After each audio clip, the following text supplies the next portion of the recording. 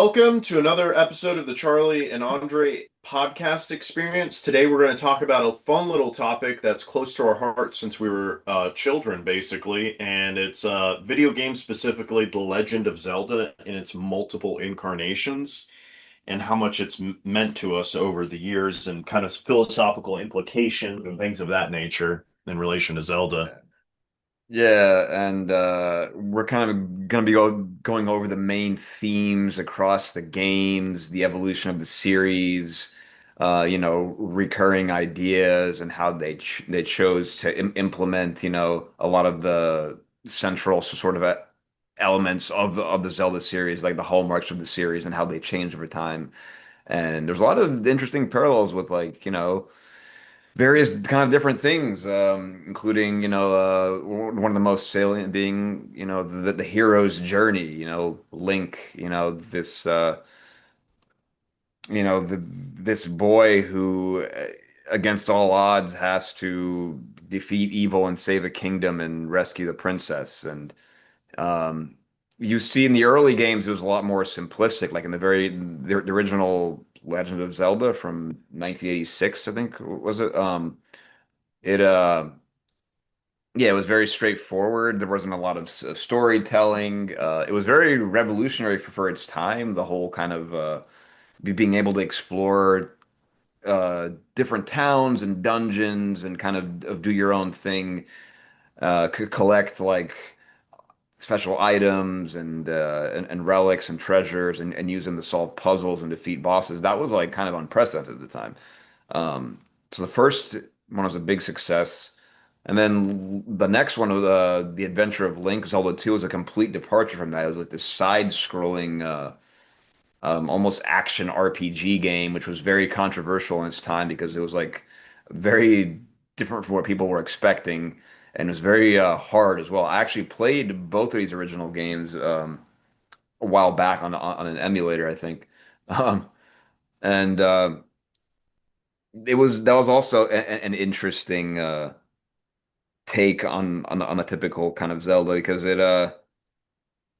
started introducing a lot of the concepts that would later become bigger, like light and dark. There was like a dark link that you had to fight, which also becomes a thing in Ocarina of Time and other iterations of the series, as we know. But this Zelda 2 was one of the first times that they did this, and it kind of plays in that concept of like duality, fighting yourself, overcoming, yourself to get further and achieve your goals. Um, and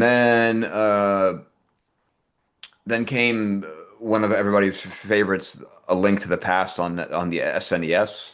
Um, that was a very popular game. I think it dealt with, from what I recall, like a light and dark world. Like you were in Hyrule, but then you also went into like this parallel dark world and had to solve things there and come back to the light world. And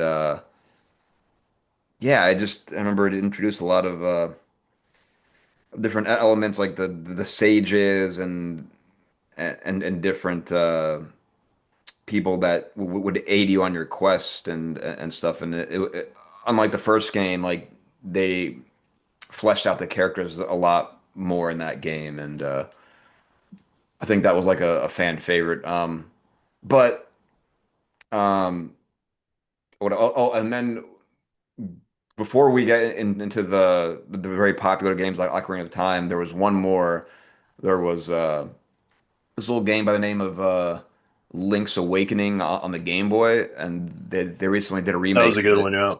Yeah, like where he's crash landed on some island and has to save some kind of like egg or something like that. But it turns out the entire thing was a dream, which kind of speaks to like, okay, what was going on? Like what is the meaning of dreams? Like what Hmm. were they trying to say here? This entire adventure that you spend hours trying to beat, was not real in a physical sense, Do you have any like thoughts on that before we? Yeah, I mean, you could say that about a lot of Zelda games, actually. And I mean, I think it even further supports that thesis that you could read it in like a Jungian or Freudian interpretation. Yeah. Um, I mean, I know we haven't gotten to the games that I'm most familiar with, Ocarina of Time and Majora's, but I mean, I think there is something to be said, like it is very dreamlike quality, and maybe it just speaks to the nature of video games in general.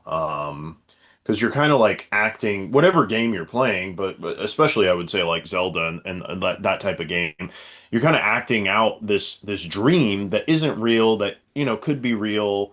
I've never like had a dream per se like the Nintendo graphics of Zelda. Right. But I mean, I have had like dreams where I fly and stuff like that, or like I become, could be conceivably be in like a situation that you sometimes face in these games. And I mean, like fundamentally, like his outward appearance has pretty much been the same like all these years. I mean, he's like wearing like a green tunic, he's wearing like that familiar hat. Hmm. Um, he's wearing and he has like a sword, so you could see him in like medieval Europe. Um, and in some sense, he maybe embodies like folk traditions, like maybe even like pre-Indo-European folk traditions, like you and I were talking about, right?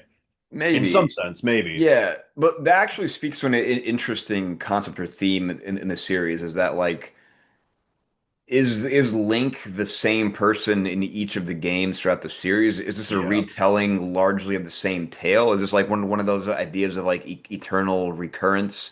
Maybe not Oh exactly yeah. the Nietzschean sense of in a Yes. literal, but like a retelling of the same events. And is this just like, I mean, there's all these fan theories. Are these multiple dimensions where the same kind of basic story is happening, and these are kind of different examples of it? Is it just a interpretation or retelling of it, or does each Link turn into another one after he dies, and then has his Yes. own journey? And it's never really been answered.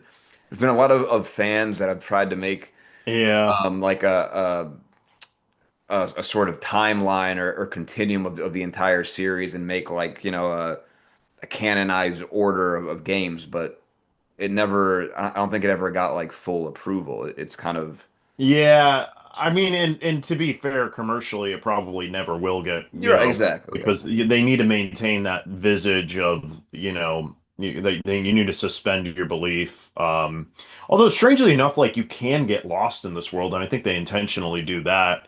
But I agree with you about that eternal recurrence. One thing I was going to bring up is like time is always an issue in a lot of Zelda games. And Absolutely, like yeah. whether even in like Wind Waker, like you're like in this other time. You're not like going back in time like Ocarina and like uh Wind Waker or sorry, Majora's Mask, but Hmm. like I would say like in a Freudian perspective, like you have this repetition compulsion, and it's not like I don't know if it's necessarily like a narrative gimmick. I actually don't think like this is a narrative gimmick in Zelda. I think it's very intentional by the creators. I think like in a Freudian sense, Freud would say like a subject, like a person repeats their trauma, not as in a way to fix it, but because the trauma kind of structures their identity. And Hmm. that's crazy if you think about it in the concept of Zelda, because like in Majora's Mask, you're saving individuals, the world is still ending over and over and over again. And when I Yeah. used to play, I mean, sometimes I just get like the game to end on its own because I just wanted to see the moon crush everything, how cool that was, and you got to start all over. Damn. Um, and it's interesting, his heroism, because of that time dilation in these games, like it never like fully accumulates. And that's why I feel like you're right about this eternal recurrence or this repetition theme that's like a Freudian compulsion. Um, and I don't know. I mean, it's like an ideology of that we almost see in like politics sometimes. You can like figure out local problems, but like the structure in general survives. But we don't need to go down that route. But Right, yeah. it is Sorry for interesting that. that But like it is a real trauma. I mean, if you think about it, like we got like time loops. I mean, that would be like traumatic if you had to deal with that constantly. Like well, the like a almost apocalypse. like a Groundhog Day type Yeah, situation. yeah, yeah. I would imagine someone going through Groundhog Day would be like traumatized. I mean, you have to deal with the After a while, apocalypse. yeah, just a little Literally, it bit. is like, I mean, if you had a memory of like the moon crushing you, I mean, that would be, and everything Yeah, that I happened to get used Zelda to the it. princess, right?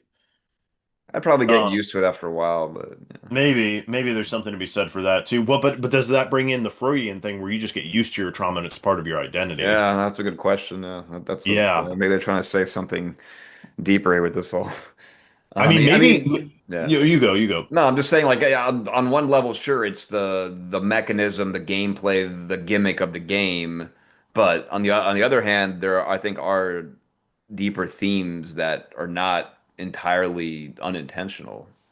Oh So, yeah, yeah. yeah. I mean, it's interesting. Like Link is a character who never talks, right? Like Yes, yes, yes. he doesn't really express anything, so he doesn't really want power. But he doesn't have like his own independence, right? Because you are Link, kind of, Well, so you're kind of yeah, guiding I think him. that's specifically made because so the player can project himself onto, because Right. he's like a blank slate, like a tabula rasa in a way. So like he's just But isn't he that is what you want him to strange? be. Because like in Žižekian philosophy, ideology usually seduces you by telling you what to desire, right? Like Yeah, ideology is that's always interesting. telling you This what is to. not that. This is, well, But in a obviously way, hinting in a Link is direction, kind but of resisting that because he's yeah. silent, and his silence is kind of like the resistance to ideology in itself. Yeah, And exactly. But I mean, it also kind of represents just the idea of like the stoic hero, he doesn't, he has the burden of bearing witness to all these things. It's almost like framed as like sort of an emotional weight of sorts, like like in Breath of the Wild, especially in some of the more recent games where it's like mm. post cataclysmic and stuff. Um, But isn't Wind Waker kind of yeah, post-cataclysmic too? Like, that's another one, and that one is on the surface oddly lighthearted and whimsical and colorful, and obviously like the cartoony kind of graphics help with I that. love the graphics. Yeah, it's But beautiful. there is a sense of like some kind of loss and like that the world has changed and that this is like almost Yeah. like a water world types of scenario where they're just like surviving and there used to be something greater under it all. Right, right. And in the end, yeah, he does face Gandorf again and step up to the plate and do what he has to. But the Wind Waker is also interesting in that like it's almost like he's just like an average kid who was unknowingly and against his desire to kind of thrust into this role, like, which is a big contrast with the early games where it's this more almost simplistic kind of mythical type of hero where he just has always been like the shit, like a badass and just goes and destroys evil, no questions asked. There's not much evolution of character or anything like that. So in Yeah, it's games like Wind interesting. Waker and Ocarina of Time, you see that kind of growth, from like Oh yeah, definitely, childhood to, definitely. but about the yeah, but about the silence. So back to what we were saying, yeah, I mean, I don't know, like in myths and fairy tales, a lot of heroes don't really speak a lot, right? That just kind of But in myths and fairy tales, they often seem to desire like somebody romantically, and it's weird because Link doesn't really seem to desire Zelda romantically, and that's interesting. yeah, it is. Well, I mean, for one, that almost might be just more of like this like Nintendo trying to keep it very family oriented, but even beyond that, I Maybe, think, yeah. yeah, it's like it's almost like this noble, selfless, like a knight, like a chivalrous knight, But doesn't Mario in the Mario games like Yeah, okay, yeah, Peach? that's a good point. Yeah, Actually, yeah, you're right. yeah. Yeah, I think it actually is quite intense. It's hinted at very subtly, and I think a lot of people might read into it more than it's actually supposed to be. But yeah, he's more like for him, it's just like he's doing his job to protect, the princess of the realm, and I guess through her the Triforce, which is like a big And the theme of Zelda. Triforce is definitely filled with meaning. I mean, that is definitely something that's like interesting in The itself, like the the symbolic. tripartite the division. I didn't think about it that way, but maybe you're right. I mean, what? So you have like the Triforce of Power, which is the one that Ganondorf wields, the Triforce of Wisdom, which is the one Zelda has, and then the Triforce of Courage, which is the one that Link usually has. I guess that doesn't really necessarily map. Well, it maps on, I think, to like kind of Plato's philosophy of the soul, right? Because in his, you have Eros, Thumos, Logos. Right. Logos would probably be power. Thumos would be, well, maybe not. Yeah. But I mean, like in some ways, like Yeah. okay, but like the power is represented by the elites in society, right? And then wisdom is Well, no, like no, that the would be the warrior case in Dumazzilian trifunctionalism.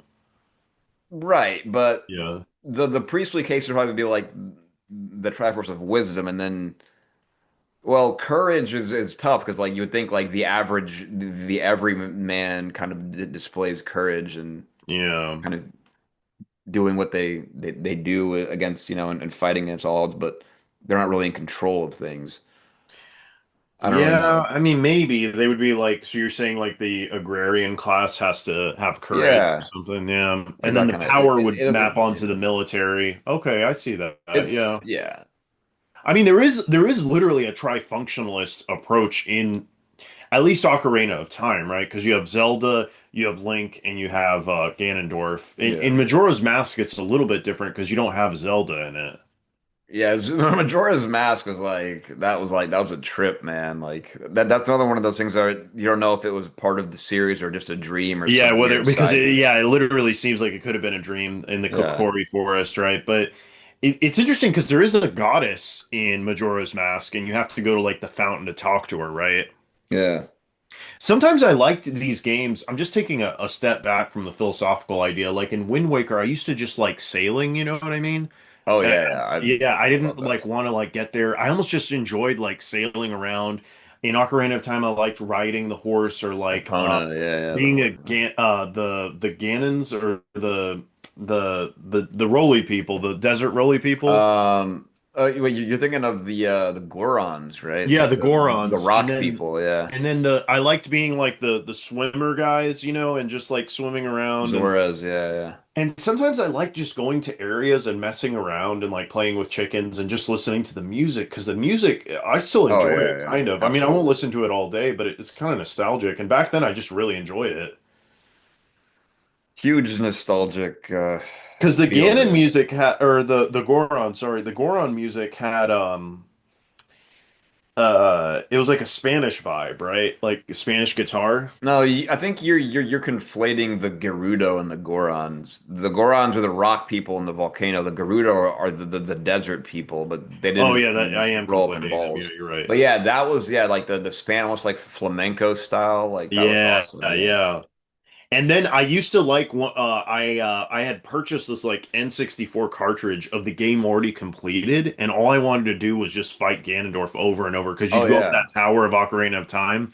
I did that all the time too. Yeah. Yeah, and I would just like play that final level over and over because the ending was like the payoff was so much worth it, Yeah. to see like the scenes and everything comes together. I played that a lot, and I think it maybe annoyed some of my friends because they're like, "Dude, all we did was just do this," and I was like, "I'm not doing the water temple, man. Oh Like, man, the water that temple was a stuff is doozy. done." Yeah. Yeah, I my favorite prop from that was probably like the forest temple. It just had this like kind of yeah. slightly creepy atmosphere, like werewolves and ghosts and like the Phantom Ganon. It was just I don't know. It just they did a really good job with like setting the Yeah. atmosphere and mood there with I the did, yeah, it did music. have this ghostly atmosphere, and it Yeah. wasn't too hard because it was like one of the first ones, right? In Ocarina Yeah. of Time. The really creepy one was the Shadow Temple in like the bottom of the well. Everybody is afraid of that one with like those weird hand things and like the corpses and Yeah, stuff like that. And like, yeah, that was a lot. But I guess if you want to look at like Ocarina of Time, like one of the major themes is like obviously time and right. the in this one they framed it as like childhood and adulthood, like you can kind of go back and forth, but when Link becomes an adult, like some of that innocence of the world and childhood is gone.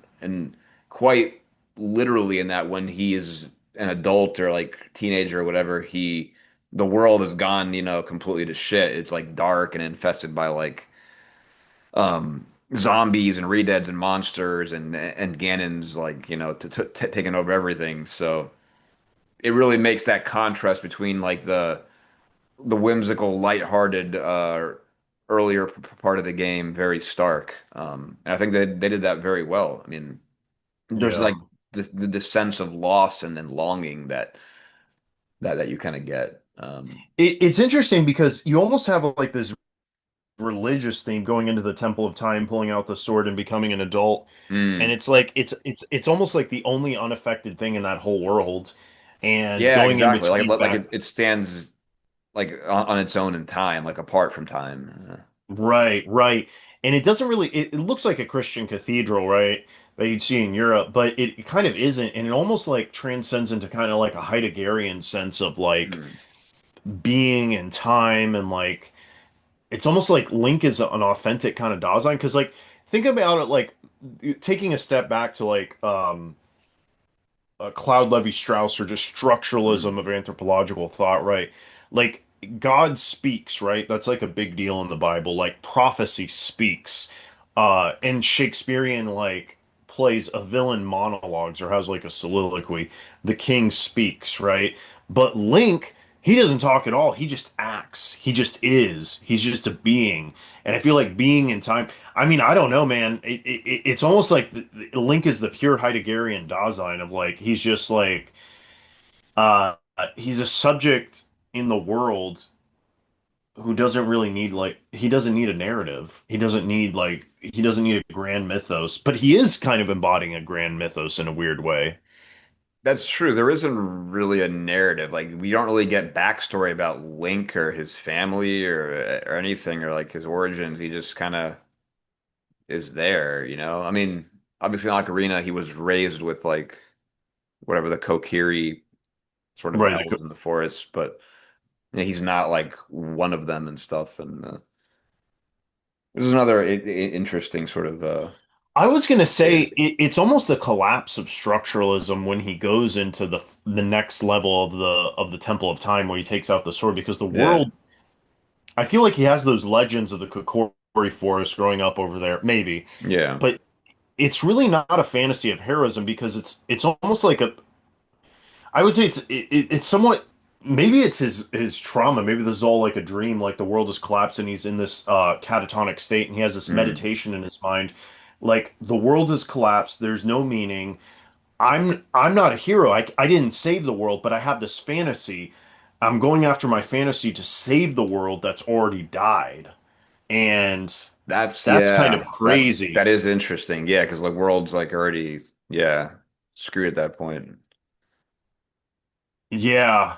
But it is interesting because I think you can go back into myth. You don't have to rely on like Dasein or Žižek and all that stuff. You could say like, well, there was a prophecy, and time kind of has meaning, and we do have these songs of time, and it is about growing up and going through the hero's journey in a Jungian perspective. And you can like clearly identify Ganondorf. I don't think he's a very multi-dimensional character. He's kind of two-dimensional, but he is Yeah, kind he's of like not the one dimensional centralized. entirely in that like well yeah, it's interesting because like his backstory is that he's like the only male in like a race like you know out of like hundreds of females in his like his people, the Gerudo and but they don't really talk about Oh, like that's why he became evil so much, right? Like right, just right. ambition or and then in some games he's not even like a man, he's like he's just the beast like Ganon and in others Well, he's I mean, I think he embodies that archetype so right, well. I right. mean, they That's clearly definitely an knew what they were archetype. doing. Yeah, yeah, for sure.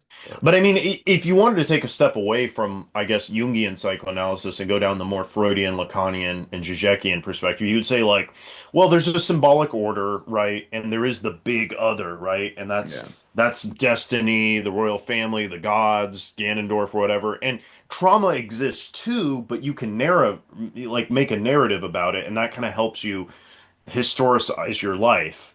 You Mm. know, it's like I mean Hegel is the ultimate historicist, right? Because Hegel has a story for everything.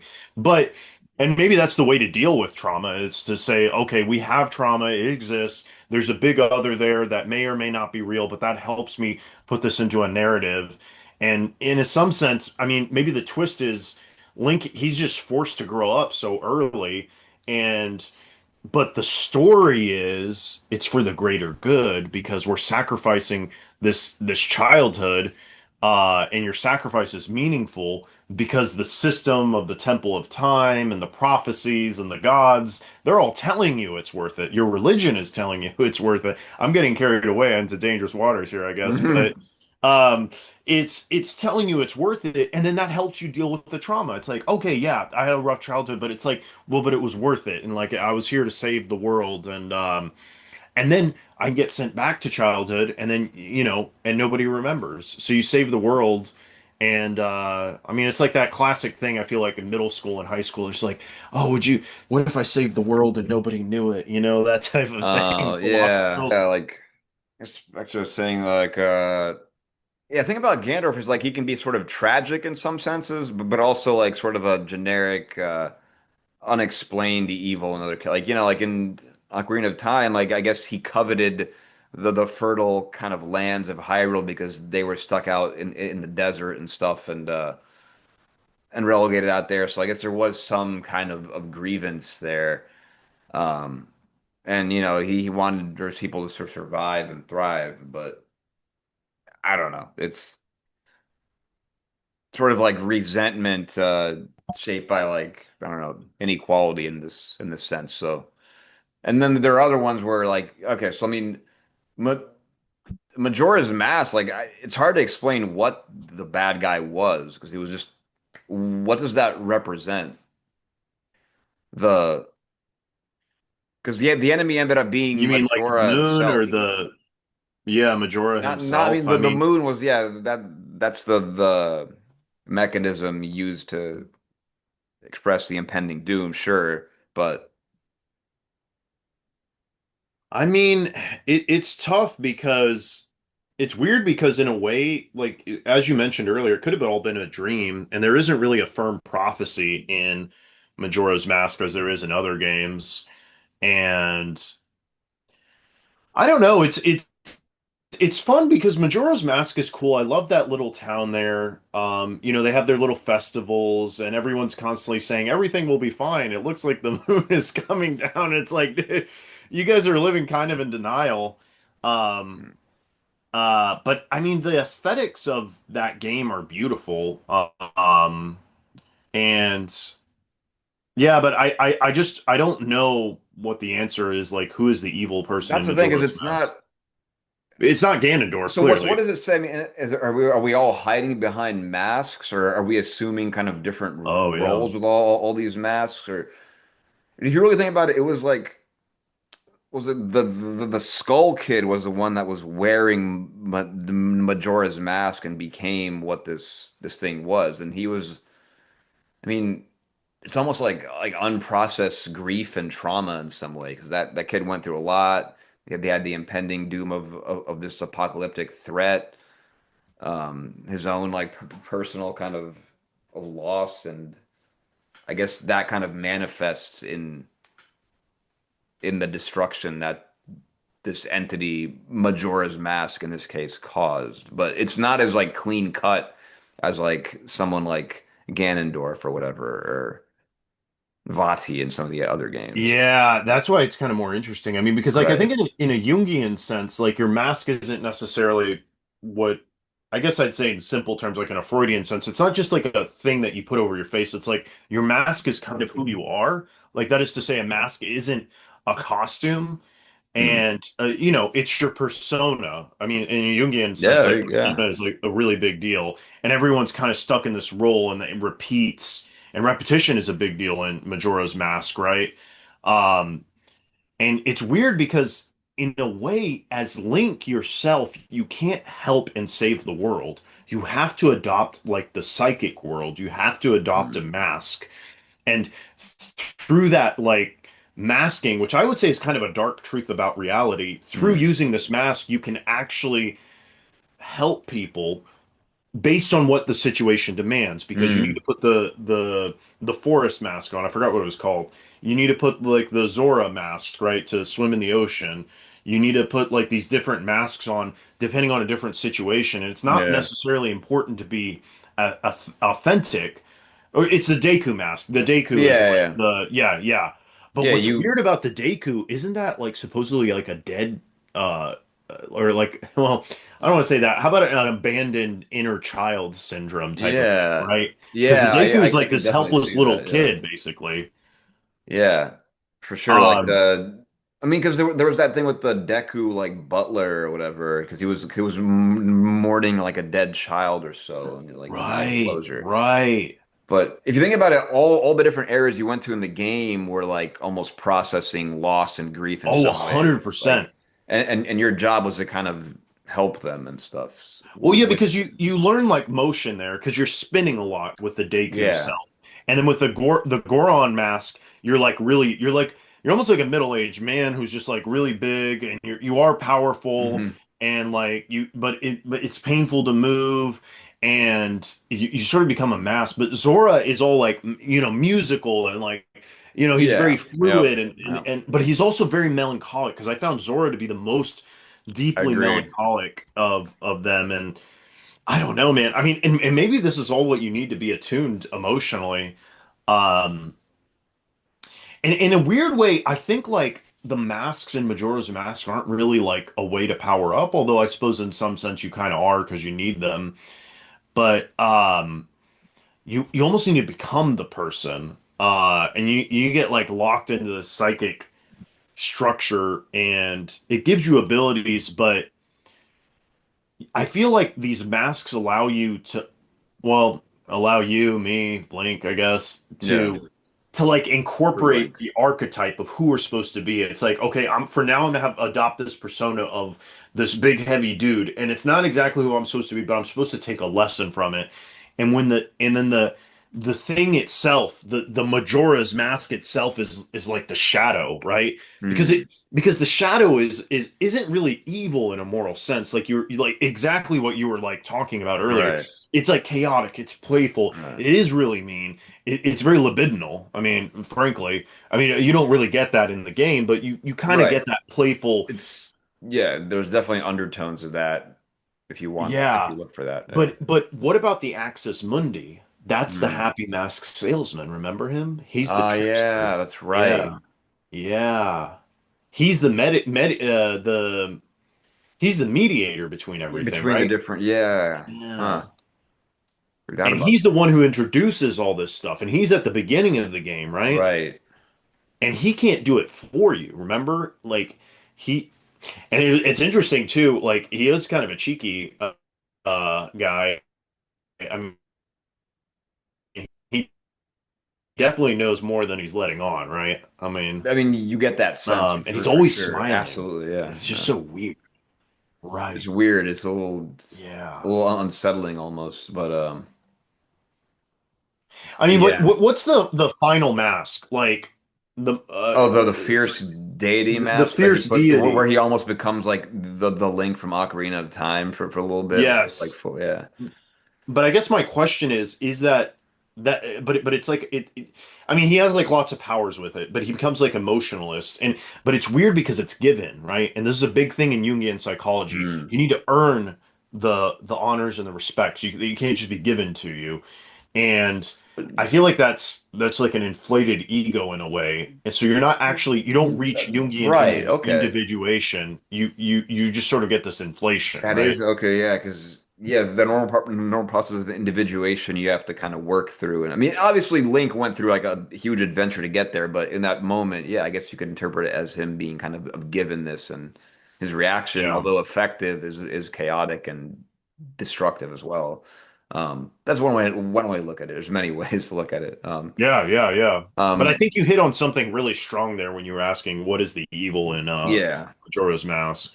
I mean, yeah, that's one of those games that has a lot of layers to it, and it's just there's many themes. I mean, you could talk for hours about these Oh yeah, things, but 100%. um, and yeah, I mean, and there's also like this kind of theme of like truth and memory, like what happened versus like what they tell you happened, and like in the story and explanation of the world and the lore.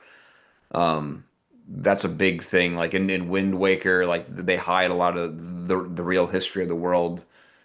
You know, the Oh ocean yeah, for itself, sure. the water in this case is like kind of conceals all the ruins of the old world.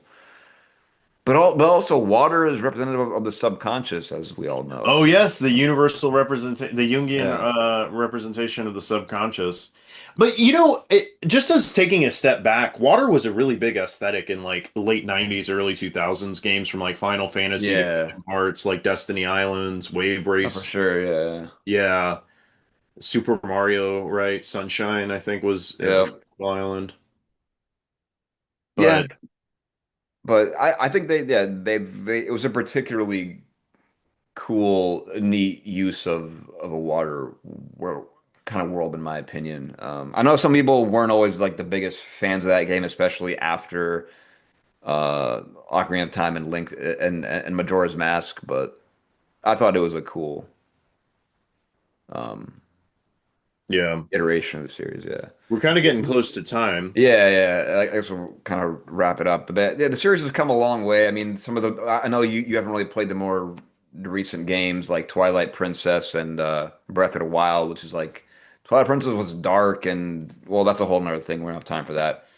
Breath of the Wild and Tears of the Kingdom are all about like puzzle solving and things like that. It's a lot more open world, so they really changed the whole kind of formula of it. It's not as like linear and like even the dungeons are totally kind of different. So it'd be interesting to kind of consider what direction the series is going in next, because the main games seem to be departing even more from the original, while like the side games they're making are more old school. Um, like a recent one where you play as Zelda herself as the main character and solve all these puzzles, which actually played a few months ago. The Echoes of Wisdom. It's pretty good. Um, but Said it, bonus. Yeah, but as I was saying, to kind of wrap it all up, the Zelda series has come a long way. You know, it's had a lot of ups and downs, some good, some bad, but overall, I think there have definitely been more hits than misses, and it's interesting to kind of track the trajectory of the series, the major themes over time, the recurring themes, the new ones, the changes. Um, and see kind of where it'll go from here.